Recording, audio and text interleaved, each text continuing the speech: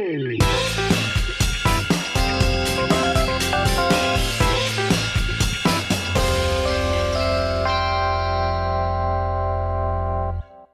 everyone, and welcome to this mid-World Cup edition of Sports Weekly India. It's been a roller coaster week. It started off with a bang. We all know what India did to Pakistan.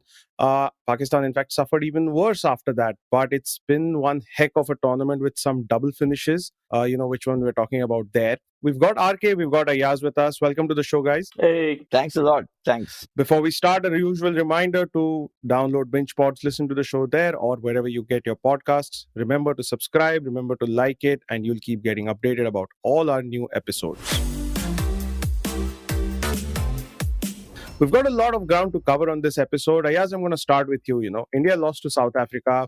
Folks are saying it was a close loss. I really don't think it was that close. And I think the top order for India let us down. What do you think? Yeah, I mean, look, surprisingly, it was the batting which let India down, because on a pitch like this, which had a lot of juice in it for the fast bowlers, you would have expected a more experienced batting lineup to perform better than it did. I thought that the top order didn't look like India's weakness or vulnerability. It seemed like the bowling was the vulnerability when we went into the tournament. But the bowling has actually come along marvelously, especially young Arshdeep Singh, Mohammad Shami, Bhuvneshwar Kumar, even Hardik Pandya. They've been bowling magnificently. Ashwin had an off day against South Africa, but on a pitch like that, the spinner was always going to be targeted. So it happened with him, unfortunately. But the batting, and that's where the issues are cropping up for India. You've got a problem at the top. KL Rahul not getting runs at all, lack of runs for KL Rahul, and not getting enough runs in the finish from DK.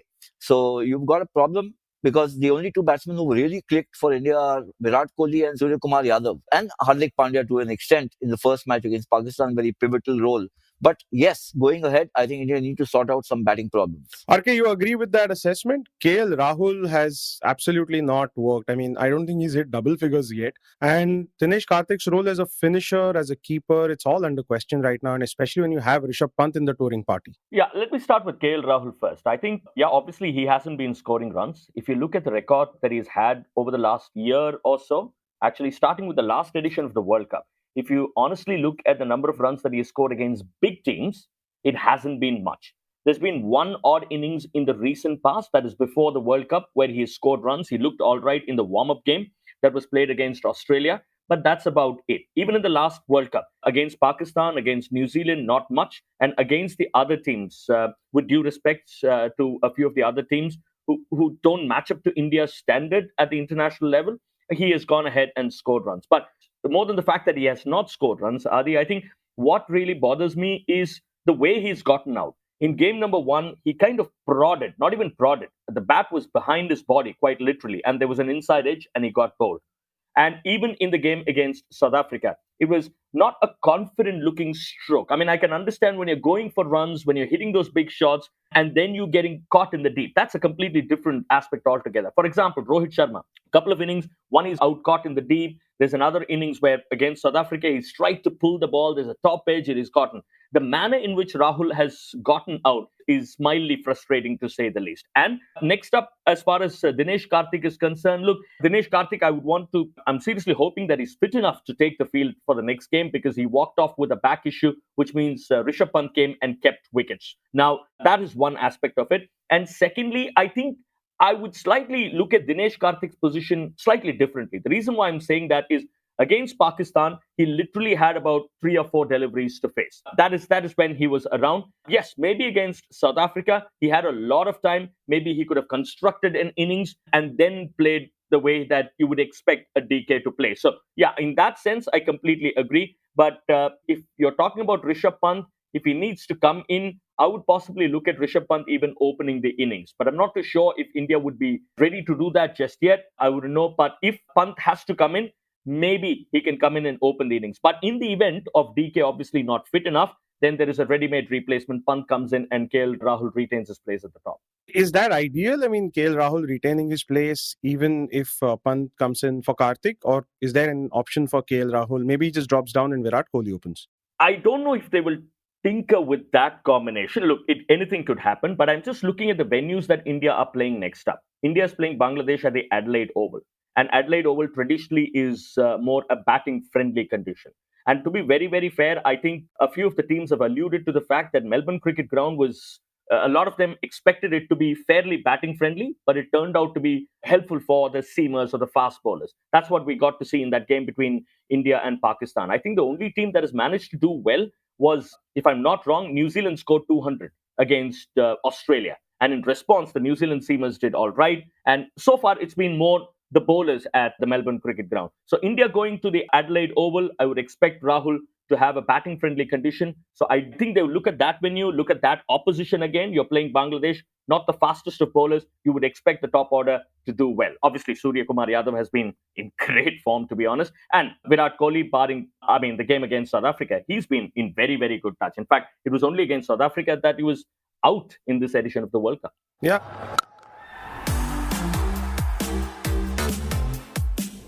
Speaking of Surya Kumar Ayaz, he's playing at a whole other level. I mean, is he really the X factor that India needs to stay around? I mean, against South Africa, it looked like he had a different pitch to himself when the rest of the batting was just completely collapsing. Yeah, he's become the bionic T20 player, isn't he? The way he's been batting, he's just so creative in his stroke play, and the temerity to go ahead and carve out those kind of strokes and shots when everybody else is struggling. I mean, you got an idea or a very good idea of what his batsmanship is all about in the T20 format in the match against South Africa on a very pitch which was so bowler friendly, especially for the pace bowlers, where the pace and the bounce was unsettling the likes of Rohit Sharma, Virat Kohli, KL Rahul. This guy came and batted as if he didn't have a care in the world. It just seemed to, come to him so naturally. And the range of his strokes makes it very difficult for opposing captains to set a field to him. He's very strong on the onside, he's equally strong on the offside. He's got the deft touches, he's got the big hits. He can play, inside out. He can play in the straight field. So where do you set a field to him? And that also then puts a lot of pressure on the bowlers. And I think, yes, the X factor I thought when the tournament started was Hardik Pandya, because he's an all-rounder. He does with the ball, he does with the bat, and he's been in excellent form. But the way Surya Kumar Yadav is playing in this tournament, we've seen two great innings from the Indian lineup. One was Virat Kohli against Pakistan. That was a high pressure match. He just completely, the way he soaked up the pressure, and the conceptualization of that knock, in my opinion, makes it the best that I've seen. But the way Surya Kumar Yadav played, the pressure may have been a little lesser because India were in a very strong position going into the match against South Africa. Even so, to play the kind of knock he did when you're tottering at 4 wickets down for virtually nothing, shows that he's a remarkable talent. And if not the best in the world, he's certainly now amongst the top 3 batters in the world in this format. Absolutely. It's been an interesting week. India started off on high, had a couple of really good wins. One tough win, one easy win, and then a fairly mundane loss, if you ask me, against South Africa. It was a game they should have won. Some poor fielding also happened. But that puts us in a situation where it's 3 played, 2-1 and 1 lost, which doesn't read too badly. But now we've got Bangladesh and Zimbabwe, both of whom are very tricky opponents, RK, Bangladesh, perennial underachievers on the world stage, but always capable of springing a surprise and ruining someone else's party, How should India prepare for that challenge? First things first, I think India might revert to the earlier team that played. In this game against South Africa, India brought in an extra batter, which is Deepak Hooda. I know we keep calling him an all-rounder. We believe that he will bowl his off-spin. But I don't think under Rohit Sharma's captaincy, he is bowled as much as anybody else would have hoped that he would. So in that sense, I still think he walked into that side purely as a batter instead of an Akshar Patel. So obviously they've rated his batting skills better than that of Akshar Patel's, which is why he didn't get to bowl. So India again went in with 5 bowlers because they thought the pitch at Perth would, in that pitch, the one that we had at Perth against South Africa, you thought only having 5 bowlers would suffice. To be honest, it did look okay for that particular track. But going back to the next couple of opponents, to be honest, I think India should do the job against Bangladesh and Zimbabwe. Let's be honest, Bangladesh, you did say they are the perennial underachievers. And whatever little that we have seen so far in this World Cup, it hasn't really inspired much confidence. The game that they played against Netherlands, the game that they were involved in, they haven't been the best of sides. Even in the run-up to this competition, I think they have an opportunity to score 150 or 160 if Saqib does well. But beyond that, I don't see much of meat there in that Bangladesh setup. And India is playing at the Adelaide Oval against Bangladesh. So I think everything points towards an Indian victory. And even against Zimbabwe, I know Zimbabwe had a very, very good day against Pakistan, but again, very different conditions. All things being equal, I think India will walk in as very, very firm favorites against Zimbabwe as well. So India should do the job. But the only thing that I'm worried about, which is not in any of our control, is the weather. I'm seriously hoping that in the event of India losing a point, just as South Africa lost a point against Zimbabwe, I don't know. Then, I mean, things can be absolutely open. And Pakistan South Africa is a very, very important game considering where India is, because India lost to South Africa in this. Absolutely. And Ayaz, Zimbabwe have sprung the one surprise against Pakistan, but they did seem completely out of sorts against Bangladesh, which I thought was very surprising given the high that they would have been on. They've got the tall bowlers. We've read and heard enough about that, and their bowlers did put up a good show. To be fair, it's just that the batting doesn't seem capable to measure up at this level. Yeah, I mean, look, they're short on talent, isn't it? I mean, the talent pool must be so small that they don't have many options. So the squad they've got here, if this is the best squad, then the replacements aren't, good enough. You can't see which player will replace who. But they deserve 10 on 10 for showing character and, determination. They've been just so gritty, not giving up. That match against Pakistan was a, cliffhanger. And to pull it off against a very strong team was a major achievement. I actually think Bangladesh, if I have to compare these two teams for where India is concerned, India should actually win both of these matches, as RK mentioned. On paper, certainly they are far, far superior. Zimbabwe, because they have very little to lose. Remember, they've come, they were under a shroud of corruption charges. They were out of the, ICC main teams. Then they made a comeback. And for them to perform like this at the world stage is actually quite remarkable. It's worthy of applause. It's also what is happening, is that the difference between teams has become minuscule. So if Pakistan is losing to Zimbabwe, it's not that Pakistan doesn't have better players on paper. It's just that Zimbabwe is playing catch up very well. Bangladesh actually has been the big disappointment because about, as you mentioned, perennial losers or perennial underperformers, they had, or it seemed that they have the talent. They've got Liton Das, they've got Soumil Arora. These guys have been around for 8-10 years. Not to mention Saqib, who played in the first World Cup in 2007. They've got a decent pace bowling attack. They've got, Taskin Ahmad, and they've got Mustafizur. So they've got a decent pace attack. They don't have too much in support for Saqib as a spinner. They've got Musaddiq, who held his nerve and picked up those wickets against Zimbabwe. But their batting is in a shambles. Their top order is just not getting along. So I think that it would be, in my opinion, black swan kind of event if Bangladesh beats India, the way they've been performing. And Zimbabwe, in that sense, maybe a little more, hold out a little more threat because, frankly, to take the field and play against India, compete against India is in itself a big jump ahead for them.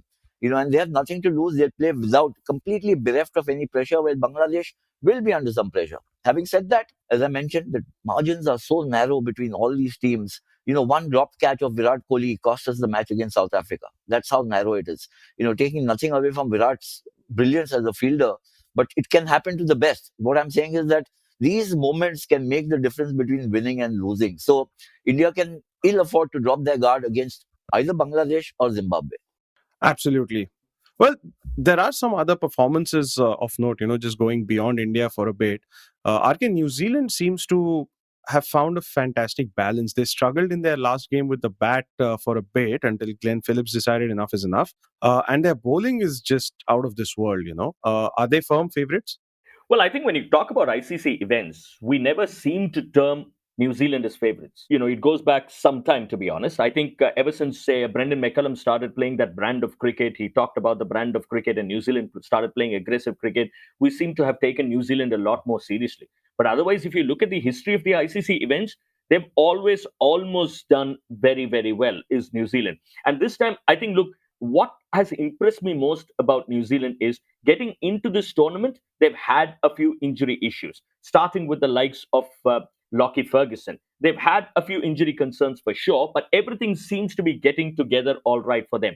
And they really set the tone for this World Cup. Who would have thought, or how many people would have imagined that Finn Allen, yes, he's a destructive player, but he would have taken on somebody like Mitchell Starc the way he did in that opening encounter against Australia. Now, the fact that you've absolutely smashed Australia would make other teams sit back and go, wow, that is some performance, which is setting the tone really for the entire tournament. And they don't have a place for Martin Guptill in that side.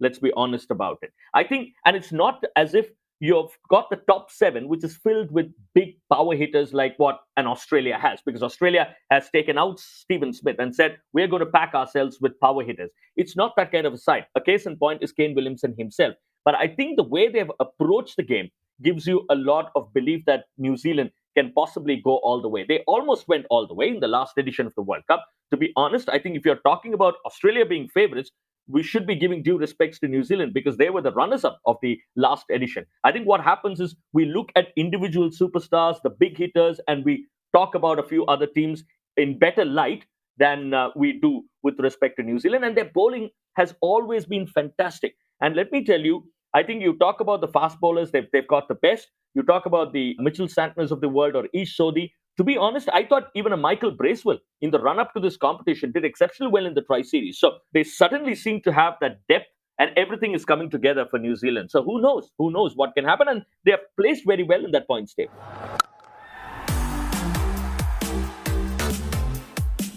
Ayaz, is England struggling? They seem to be a little off the boil after the start they had against Australia.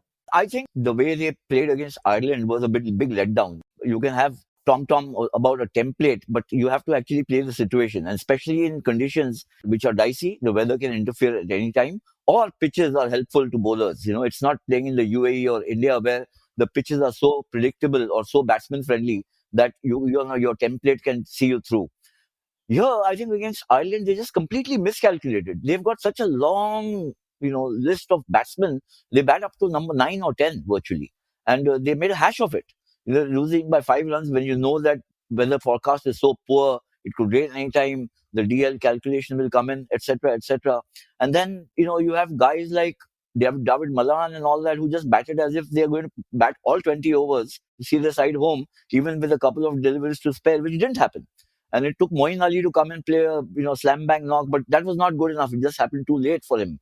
So I think that they've that defeat has come to haunt them, much as losing to New Zealand is worrying Australia.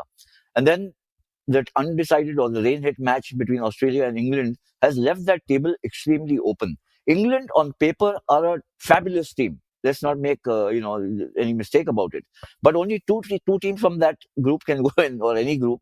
And if it's going to be Australia, New Zealand, and England, I think New Zealand have gone ahead in the stakes for a place in the semis, and it's going to be tough on both Australia and England to clinch the second place. Well, to be very honest, Ireland is ahead of Australia right now on net run Right rate. now, yes. You never know what can happen there. It can change by the end of the day. That is also very true. What about our happy neighbors, Pakistan? Do they stand a chance? They have finally tasted a victory after 2 very, very heartbreaking losses, both last bowlers. But they also have a couple of tricky games coming up now. I think they've got one foot in the grave, the other on a banana peel. After the defeat against Zimbabwe, they've landed in such a precarious situation. That's a very colorful description. So, the only way they can get in is, too many ifs and buts. If so-and-so beats so-and-so and so-and-so doesn't have a net run rate which is good enough and stuff like that. But, on the face of it, I think it's probably, last few days for Pakistan in the tournament. Then they fly back. So we all agree with Shoaib Akhtar. I think so. Look, they had the match against India in their control. They lost that at the last ball. They should have coasted to a win against Zimbabwe. They lost that. It just shows that you can talk about intensity, but you also have to have strong nerves, and you have to have people who can execute a plan when it's most needed. Not when you're sitting in the dugout or post facto after the match, you say, we could have done that and we should have done this. The fact is that they've squandered opportunities in both games. They would have been sitting pretty. Actually, they would have been top of the table, except that right now they're very close to the exit door. So just looking overall at how the tournament's gone, what's been the standout performances for both of you? RK, let's start with you. One performance. Virat Kohli for me. Just the stage on which he performed, just the opposition against which he performed, it was simply sensational. I think we often talk about a few big moments in cricketing history, the ball of the century, the big Mahendra Singh Dhoni 6 in the 2011 World Cup final at the Wankhede against Sri Lanka. We talk about these iconic moments, and I think that shot straight over the bowler's head in the 19th over against Haris Rauf will go down as one of the greatest ever shots that I've ever witnessed. I think just to play that shot, just the audacity with which he approached the game. I'm using the word audacity in a very positive sense. It was just phenomenal. I mean, doesn't matter what happens from here on. Virat Kohli was already one of the greatest ever cricketers that I've watched, and I think he's just unbelievable. I think that to me is the performance from this edition of the World Cup. Ayaz, do you agree, or do you have another contender? No, I completely concur, because look at the stage. He mentioned about the great stage that he had, but also look at the background. He had walked into this tournament with still some, asterisks against his name. Is he in form? Is he out of form? Is he, is his career over? Is he headed towards an early exit from his playing days or whatever? All kinds of things swirling around his head. He goes out there and plays. It was a magnificent effort. It's something that the MCG is looking like a coliseum, and here's this. I call it the return of the Jedi. This was the Virat Kohli we have seen and we have admired, and we have said, all of us, unanimity, that he is the best batsman of his generation. And then he goes a notch higher. I was reading an article by Greg Chappell in one of the Aussie papers, and it's almost like an immaculate conception of a T20 innings, where all the dimensions of a test match innings was there in a T20 innings. And I don't think that I have seen a better innings anywhere by anybody. Playing against Pakistan, the biggest match of the tournament. I know that it's not the final, but look at the grand build-up and the setup, and you walk out there, all the 22 players who took the field would have had butterflies in their tummy, except that with one player you never realized it, and that was Virat Kohli.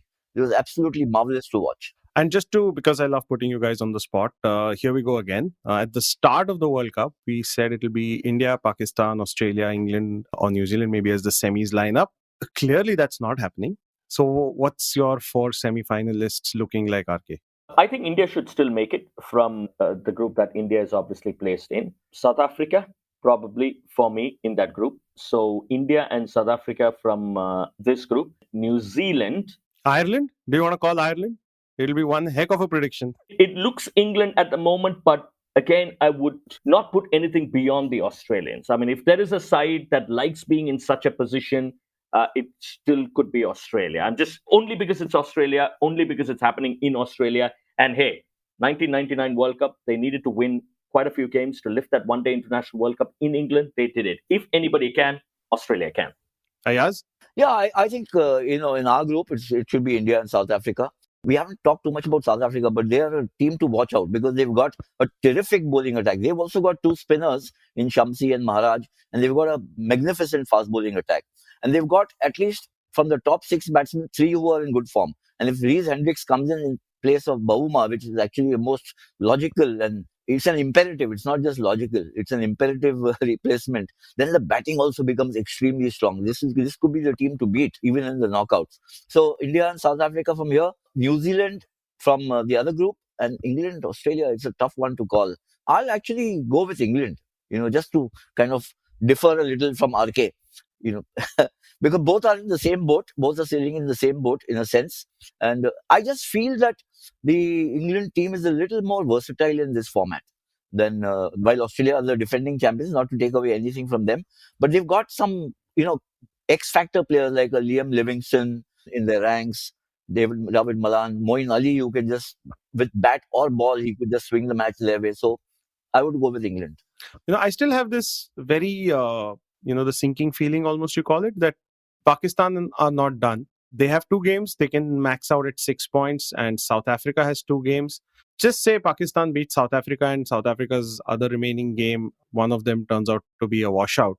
Funny things happen, and South Africa is known to have bad luck, especially on Australia in ICC tournaments. I'm just saying, but who knows? But thank you so much, guys. There's a lot more exciting cricket coming up. You're going to get a call from Shoaib Akhtar telling you why you are wrong. Only if he's going to talk on the show will I entertain that.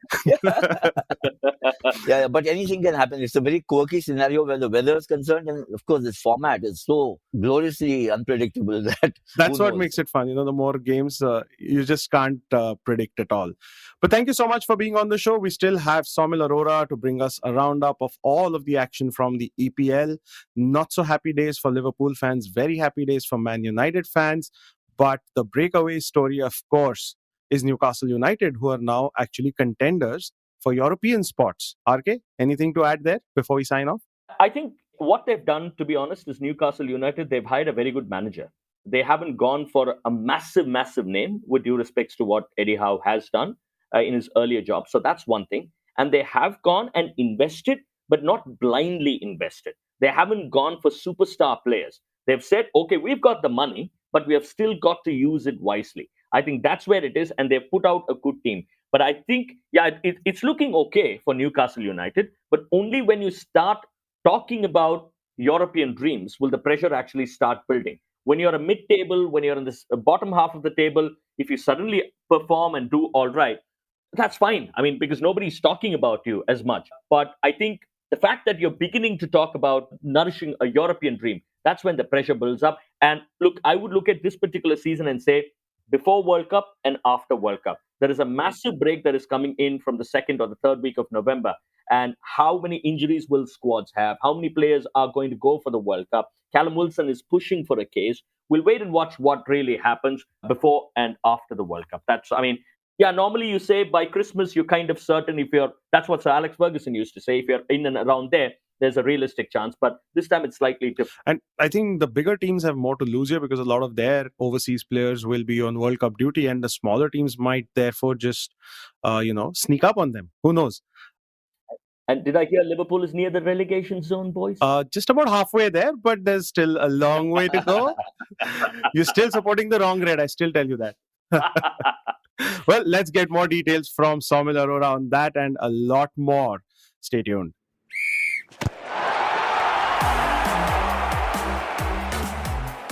Thank you so much, gentlemen. Our subject for the Premier League this week has to be Newcastle United, because until last year, they were barely fighting relegation and eventually ended up finishing P11 at the end of the year. But now, they sit comfortably at P4. Okay, they could be P5 if Man United win their next game, but regardless, they are scoring so many goals and they have the best defensive record in the Premier League so far until now. So, what's changed? What's different? In fact, the first thing is new owners. They now have been brought out by the Saudi Public Investment Fund, which essentially makes them the club with the most rich owners in the entire Premier League. And they have spent that money really well. Now, for context, Newcastle United spent upwards of £120 million on new players since their last takeover took place in October 2021. And let me give you an idea of what Man United spent when Ole Gunnar Solskjaer became their new manager, or the new permanent manager in 2018-19. United spent £155 million, whereas Newcastle spent 123.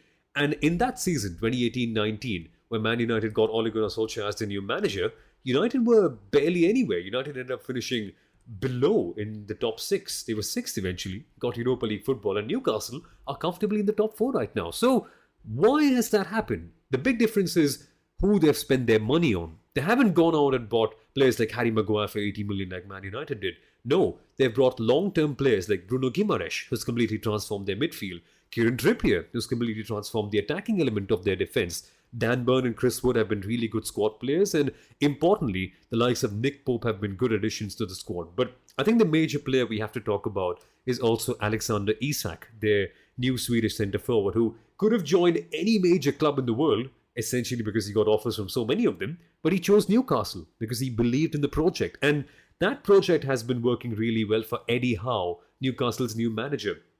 Eddie Howe previously was at Bournemouth, and ever since he's come into Newcastle, he's transformed their playing style.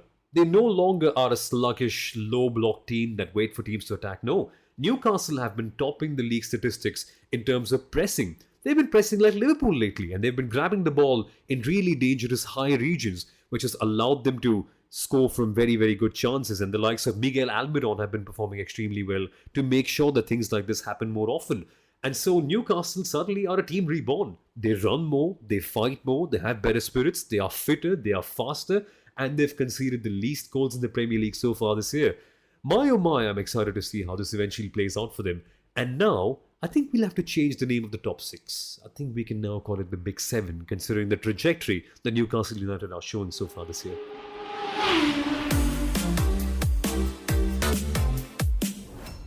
Now, we know that the Drivers' World Championship in Formula 1 has been wrapped up. Max Verstappen has dominated. We know that the Constructors' World Championship has been wrapped up. Red Bull Racing have dominated. But in Mexico City, it is just more of the same, really. Max Verstappen ended up winning by a huge margin, but that's what it seemed like on the results page. In actuality, Mercedes had their best chance of winning a race so far this year when they came really close, but a really failed gamble to go on the hard compound tyres actually sacrificed their entire race. Had they stayed on the medium compound tyres, which were doing wonders for them, there is a potential chance that they would have been able to catch up to Max Verstappen, and Lewis Hamilton could have maybe continued a streak of winning in every single season that he's participated in. But that unfortunately didn't go ahead. Verstappen won by a big margin. Hamilton was second. We had home hero Sergio Perez finishing in third and George Russell in fourth. And you might be wondering, well, what about the Ferraris? Where were they? Were they even a part of this race? They eventually ended up finishing P5 and P6. Yes, that's probably the worst result that they could have if they did finish in the race. And that's because Ferrari, they had to tone their engine down to save their car for reliability issues. Because had they opted for max performance, who knows if they would have finished at all. So Ferrari opted for the safer route, and this means that Sergio Perez has now usurped Charles Leclerc in the championship standings for P2, which is crazy if you ask me. I mean, at one point, we were really looking at Sergio Perez fighting only for P3 and Leclerc maybe being the world champion at the start of the year. So wild how the things have really changed. And in the midfield, we saw some great battles that you should tune in to watch, including Daniel Ricciardo having an amazingly frantic race and getting a big penalty as well. So if you want to check out this race for the racing action, I think you really should. But the major talk of the town is that Red Bull Racing have been given a penalty for breaching the budget cap. They have now been fined 10% of their wind tunnel testing time for next year, and they have been given a €7 million fine as well. So that is interesting. Now, for a more detailed take on that, I shall come back next week when we don't have any race and I can explain that whole scenario in depth. But for now, all you need to know is that things are really smooth, easy for Max Verstappen. He's the world champion and he's soaking it all in. But for Mercedes, well, I wonder where that elusive win really comes from. We've got a couple more races to find out. Now, in the world of tennis, we are finally getting to the Nitto ATP finals that begin on the 13th of November. It's a 1 week long tournament, as you all know. It ends up in the final part of the calendar year when all the Grand Slams are done and is essentially a fight of all the best competitors. 8 players take part, we have 2 groups of 4, and we eventually end up finding who is the winner of the finals. And this time out, wow, we have a proper lineup for this one, because now we've got Daniil Medvedev, Stefanos Tsitsipas, Novak Djokovic, Carlos Alcaraz, Casper Ruud and Rafael Nadal already qualifying in. That's only the 6 players that have qualified so far. A couple of others will join in eventually. And I'm just very keen to see how this one plays out eventually, because each player has such an important story to prove out. This time, Novak Djokovic returns after not competing in the US Open, after withdrawing due to not being vaccinated. Again, a weird story in the world of sport, but he's back for vengeance and he hasn't played for a long time in a tournament as major as this one. So he's got something to prove. Casper Ruud has got something to prove because he ended up losing the US Open final to Carlos Alcaraz, and he's also going to be taking part. So it could be another big battle between the 2 youngsters who are on their way up in the world of tennis. And for Casper Ruud, it'll be kind of a story of redemption if he ends up winning. For Alcaraz, it's just going out there to prove once again that he is the real deal. And who knows, for all we know, we could end up seeing him versus Rafael Nadal as well, who's almost on his swan song, not really having the best times, and after he got knocked out by Nick Kyrgios in the 4th round. I want to see how he progresses and avenges that US Open defeat eventually. And for Medvedev as well, it's just a case of getting back on track, winning more stuff, because he's not won for a long time. Again, it's just incredible to see the kind of players taking part. And always, right, in the US Open, not in the US Open, I'm sorry, the ATP Tour Finals, you get to see some incredible competition. Sometimes the players are slightly tired after a long season, but because we've had sort of a good break after the US Open now, almost a month and a half, I think we should see the players rejuvenated, ready to give more. And really, it kind of feels a bit too long that it happens on the 13th of November. I just wish it was a bit earlier, because in that 1 week, the quality of tennis that's going to be on offer is going to be much like all the other Grand Slams. But at least we get something for the end of the year before the Football World Cup starts off and we have other major stories coming in. So one last hurrah for tennis in this calendar year. I just can't wait to see how it goes eventually.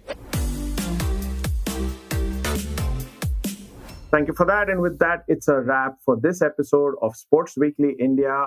a reminder to you to subscribe, to follow, and to like the show wherever you get your podcast. Go for it on Binge Pods as well. Get the app and listen to it for free. Until next time, thank you so much, RK. Thank you so much, Ayaz. We'll be back with a much deeper dive of the World T20 in the next episode. See you then. Take care. Bye bye. See you. Cheers.